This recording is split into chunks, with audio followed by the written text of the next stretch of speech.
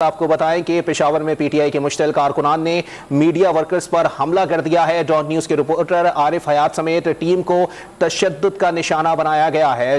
مزید جانتے ہیں ڈان نیوز کے نمائندے علی اکبر سے۔ جی علی اکبر، بتائیے کہ یہ کیا واقعہ پیش آیا ہے؟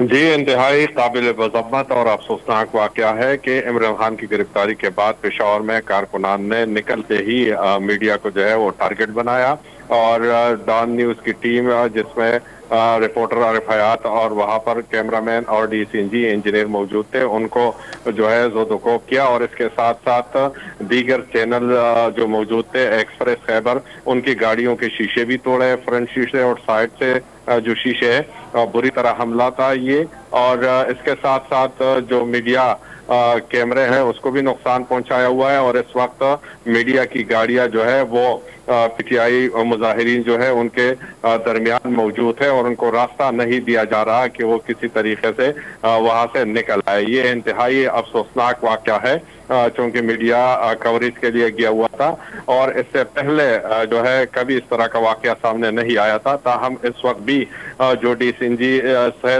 تقریباً سارے چینلز کے وہ اس وقت مظاہرین نے گھیرے میں لے رکھا ہے اور اس وقت ان کی طرف سے کوئی ایسا بندہ ہے نہیں جو کہ ان کو سمجھائے تاکہ میڈیا کو مزید نقصان نہ پہنچائے۔